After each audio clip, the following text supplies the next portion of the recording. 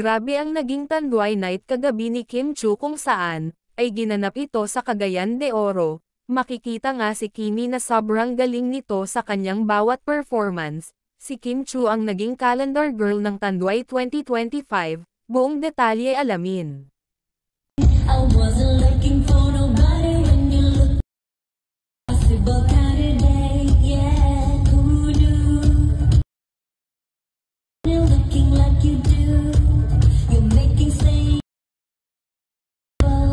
baby, I must say your aura isn't, you don't have to go, don't, do you know, I just came here to party. Thank you so much, and how are you? What's up, Cagayan de Oro? Kana, okay rin ninyo usbon na ko kay di ka mo ganahan tagaan o karang half performance okay na siya, no? Stretch ng gamay, no? Okay na magbisaya mo? Okay naman siguro kay kana, isa man itong taga-gamay pa, no? Na dugay pa, no? Abi ko ga-rehearsal ko. Kumusta naman tanan sa Luyo? Kinsa di ka na og showtime sa Otto. Wow, thank you so much, of course, to Tanduay. Thank you very much for having me as your calendar girl 2024. Thank you so much. 2025 di ay, abi ko naapa ko sa last year. Pati ang year na sa iyo, ang kanta na sa iyo, ang tuig sa iyo. Okay na siya?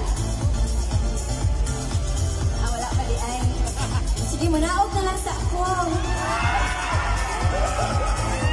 Asa man nagwaad ko, ani? Ambil na yun. Hello.